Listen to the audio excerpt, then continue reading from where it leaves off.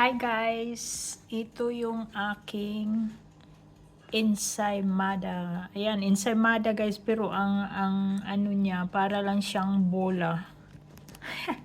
Hindi, binilog-bilog ko lang siya guys. Ayan. Hindi pa yan siya luto. Ayan. Parang ang sarap niyan guys.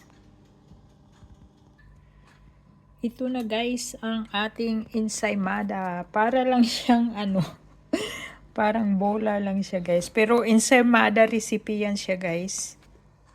Ayan, tapos ayan oh, inano ko oh.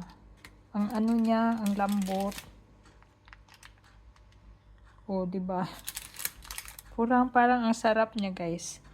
Ayan, papalamigin lang natin siya, tapos lalagyan na natin ng toppings, yung cheese at saka yung butter. Ayan. Ito na guys ang ating ensaymada na may toppings. Ayan, ang sarap guys. Ayan. Mayroon pa doon. Lalagyan ko pa yan ng ano, ng toppings. Ayan, ito ang sarap. Ready na siya i-deliver. Joke lang guys. Kakainin lang yan. Hindi yan i-deliver. Ayan, o diba? Parang ang ano niya guys. Tingnan nyo to guys, oh. Ang lambot.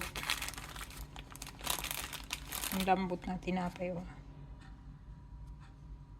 O, diba? Bumabalik siya. Ibig sabihin niyan guys, tama yung pagmasa. So, ayan, ang sarap. Ayan. Sana po nag-enjoy po kayo guys sa videong ito. Ensaymada. Special ensaymada ala Goldilocks. Thank you for watching.